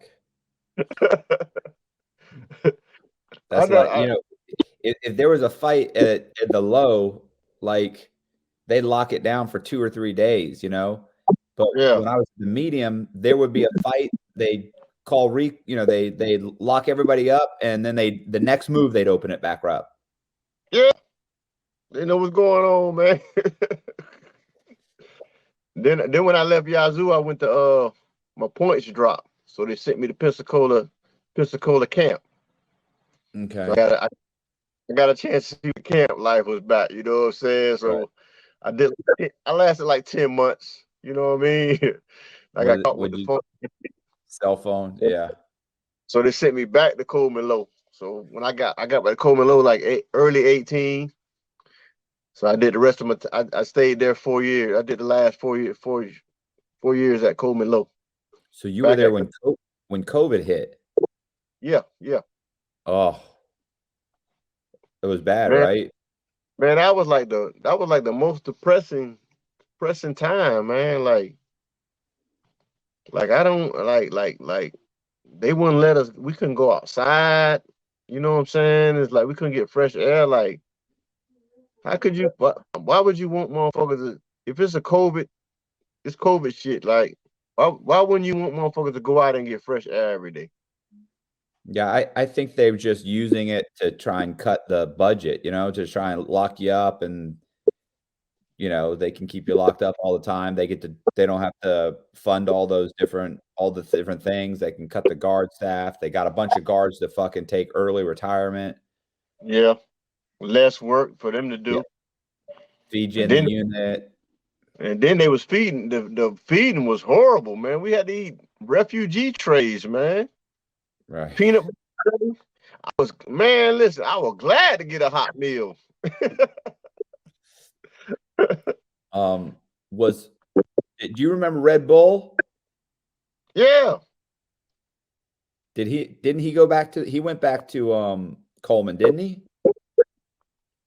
I'm not sure. I remember him.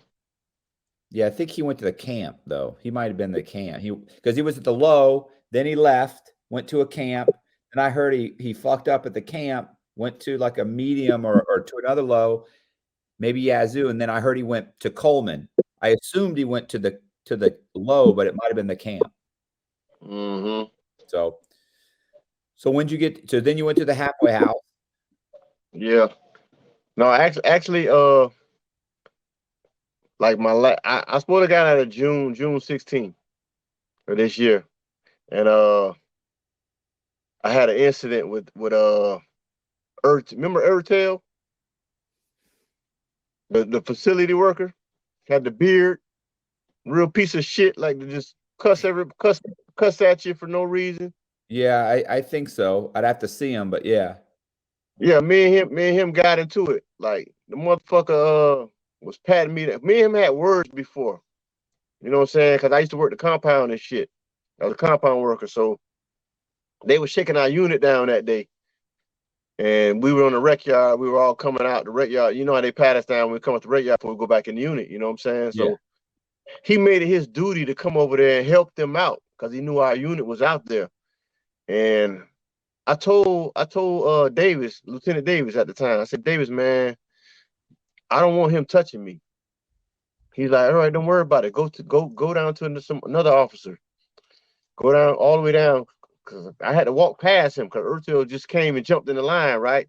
So I come and pass him. He grabs me by my shoulder and say, man, no, I'm gonna pat you down. Man, get your motherfucking hands off me. You know what I'm saying? Fuck you got going on. He was adamant about searching me. So I'm telling him, man, y'all see this man here? What the fuck he got going on? So Thomas, Counselor Thomas was there. He seen, and a lot of other guys trying to figure out why the fuck everybody was trying to figure out why he's so adamant to want to search me. You feel what I'm saying? Yeah. So I'm telling him, oh, he told me, no, don't go to the next man. So I leave from by him. He steady grabbing and trying to search me. So Cordero, he's a lieutenant now, he's a Spanish guy. He's a piece of shit too. Yeah. He was like, fucking let him search you. I'm gonna take you to the shoe and I'm gonna search you. So mind you, I got 30 days before I go home. You know what I'm saying? I'm like, fuck it, man. You know what I'm saying? So he told me to spread my legs and everything. He pat me down. So the motherfucker, he chops upward, man, like on my testicle, bro. Like he pat me down and chops up. Boom. It hit me in my fucking nuts. So I turn around. I'm finna fucking beat his fucking ass, dog. I'm like, man, y'all see, man, it fucking hit me in my nuts. I'm making a big ass scene about this shit. Man, they does nothing about that. They just say anything. They instead of yelling at me, go to the fucking unit. I'm gonna lock your ass up. Man, I want to just go home, man. Like, I got 30 days left, man. I just want to go home. I don't want no smoke, but I just got violated. You feel what I'm saying? Right. So I walked past him. I said, you a piece of racist piece of fucking shit, man. Hit a man is fucking nuts. So I go to the unit. I get on the phone. I call my mom. And I tell her to call my lawyer. So I'm gonna call my lawyer and tell him what the fuck just happened. And I emailed the assistant warden and told him, look, man, I just got sexually assaulted. Right. I hit him my nuts, man. So everything's recorded. Line. I tell my lawyer what's going on. Boom, boom, boom. So they called child. One of my homeboys who work facilities, he coming in the unit. He say, man, look, pussy ass motherfucker Earthtail say, man, chill the fuck out, man. You know what I'm saying? I'm like, what the fuck he talking about? He the fucking motherfucker hit me in my fucking nuts. He's like, man, he said, tell your homeboy. He was telling me in his word, like, tell your homeboy to chill the fuck out. Man, fuck that motherfucker, man. He a fucking faggot. Any man hit the man in the nuts is a fucking faggot, man. So me and my other homeboy, we walk into the child.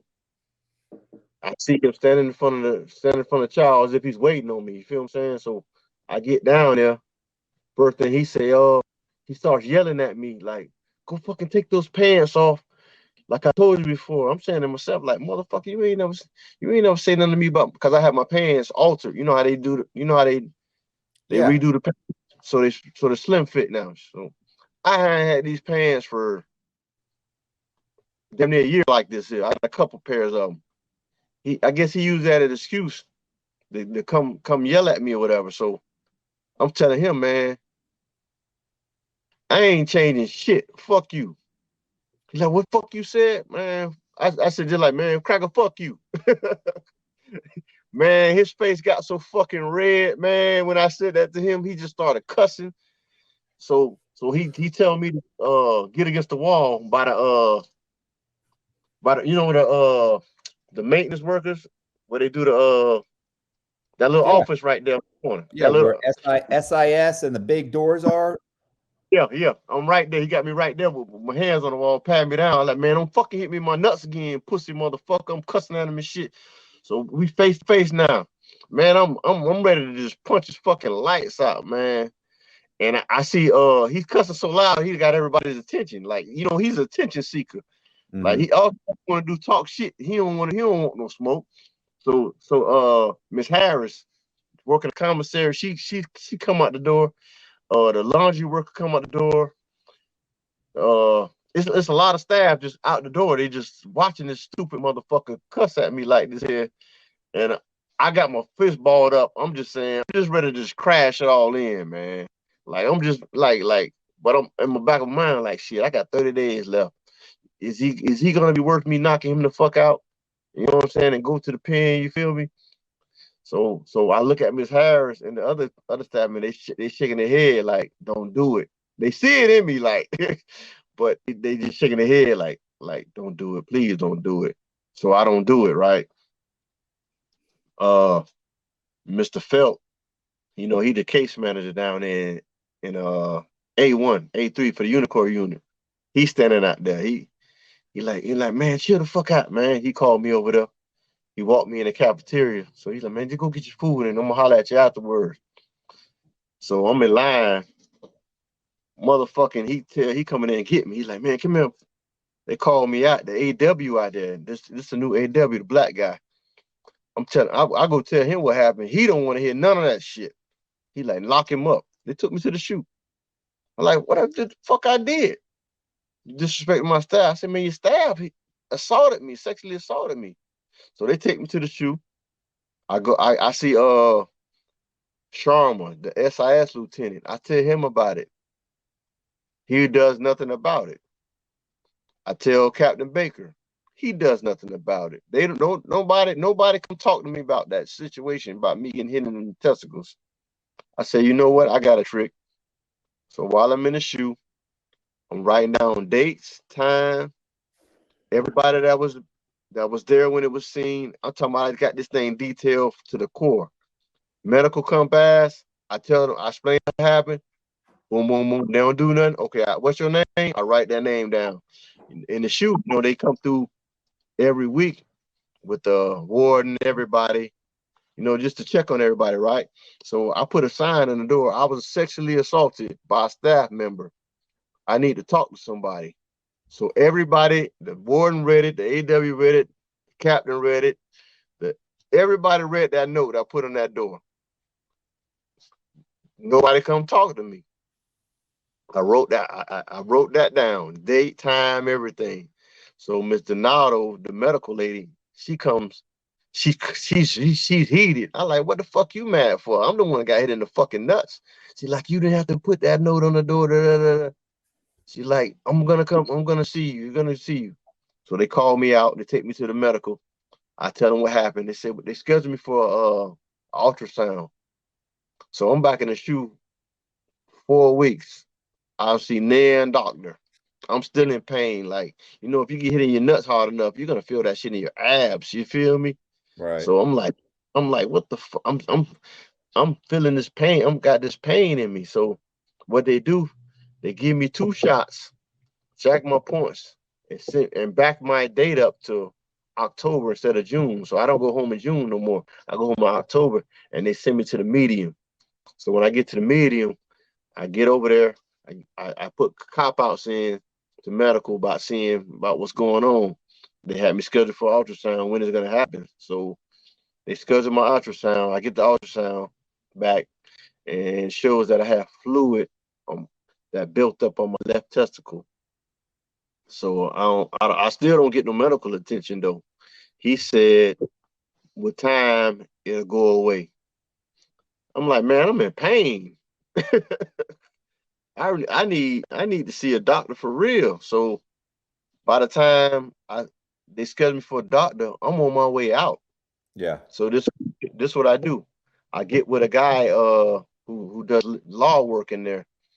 I gave him all the information that I've been documenting down, and he wrote me up a 5-page affidavit so I can file charges on that guy. You know what I'm saying? And I got it typed up and everything, ready to go. All I gotta do is sign my name on it. I made copies of it though. I got like 5 sets of copies. So I'm gonna sign each one. I'm waiting till I get off this home confinement. wait till I get on probation, because you get 2 years to file charges. You know what I'm saying? So I said I'm gonna wait till I get on probation. I'm gonna sign one. I'm gonna send it to Washington D.C. to PREA department. The next one gonna go to the prison, and I'm gonna send one to I forgot he gave me address. He said send the one to these people too, and keep your copy, and have send your lawyer a copy. So I got it mapped out how I'm gonna do it. So I'm just waiting till I get this ankle monitor off, and now I'm in probation custody now. You feel what I'm saying? So Yeah. they don't If try you to want to be in the BOP custody and do that. That's right. So like I'm right now I'm scheduled to go to the doctor next month to go get it checked out. I signed up for the free healthcare for a year through the halfway house. I got that coming, so I'm gonna go ahead and get this shit checked out, man. You know what I'm saying? And just basically after I get out this goddamn custody, man, I'm gonna file charges on that dude, man. Like really, like he really out of pocket, man. Like Well, that. What'd you say? no, I was just thinking, I mean, that's just, some of the, like, I always say, like, some of them guards are just there to get a paycheck, and some are there because they just have a power trip. They're just like sadistic. Yeah. Like, and he ain't even a guard. Like, he's a facility worker. And he does the most on the compound to fuck with inmates. Like he wouldn't do that or that medium or that pen. You feel what I'm saying? You get away with that low. Like a lot of them guards, they get away with that shit at that low. Like some of them done got their ass whooped now. Like ain't no, you probably done seen it. What do you remember? The guy they called the CO, his name was Solo. Oh yeah. Is he still there? No, they sent him to Jessup Medium. Yeah. His first week there, he got beat up. Listen, I watched him. I mean, he was constantly fucking with inmates. Yeah. He was just vicious. Like I watched him really flip a guy like a UFC move, like just like threw the guy's legs went in the air, slammed him on the ground. I mean, it was brutal. Guy didn't do a thing. Didn't do a thing, man. No. The guy walked by him. He goes, he grabbed him to push him up against the wall to frisk him. Like, didn't say like, hey man, let me pat you down. Just grabbed him. Guy kind of pulled back, like, what the fuck are you doing? Boom, flipped him in the air, slammed him on the ground. Mm-hmm. I was walking down the hall when I saw it. I was just like, holy shit. Yeah, I seen Halstead do somebody like that. He another one. Somebody gonna knock his fuck ass out, man. They get punched every once in a while. Somebody slams them, and that's why. Remember Walters? Yeah, that's why he was working in his shoe. Somebody had to knock him out.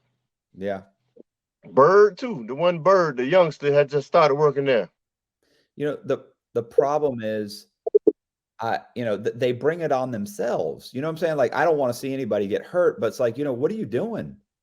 Like you're bringing this on yourself. You're disrespectful. Like these guys, look, these aren't angels that are in here. These are the fucking inmates aren't angels.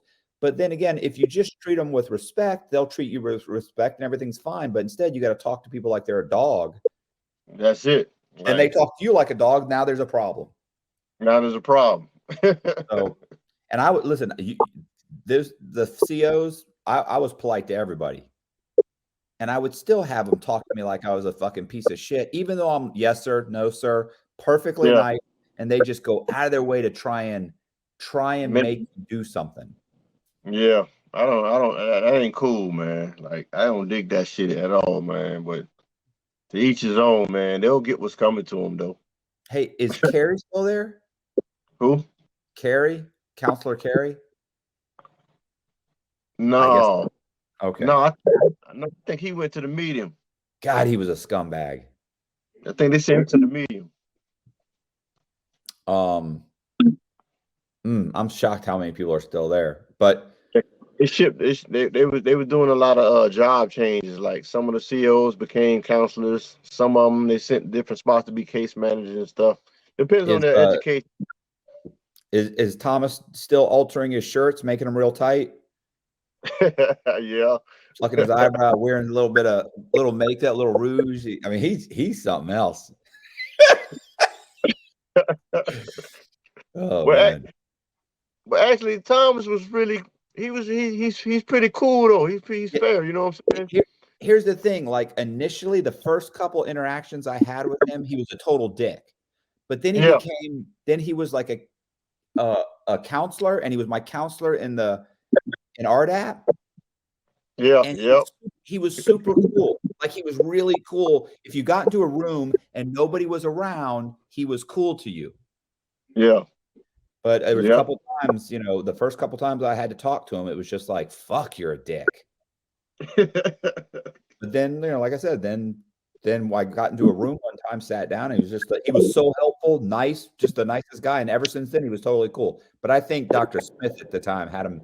She got him in line. They sent her to the pen, man. Yeah, I heard that. Yeah, they sent her to the pen. She was doing some of the scumbaggish shit. Like guys made it through the whole program, and now, 2 weeks ago, you kicking them out the program. Yeah. Like for some other shit. Like, I man, know. listen. When I got the Yazoo, and I ain't take the drug program, but them guys in that drug program was hanging the fuck out. They wasn't doing all that stupid ass pull up shit. You know what I'm saying? They do the program after 4 o'clock. They ain't on cell phones, liquor, smoking, everything in that goddamn unit, man. No, she was that wasn't happening there. She was having guys turn on each other. I went through the program twice. I did it twice. Damn. I dropped out both times just before. Like I did 6 months one time, I think, and I did 7 months one time. I dropped out both times. Damn. So you damn. Hey, I've seen too many guys go in that program, right?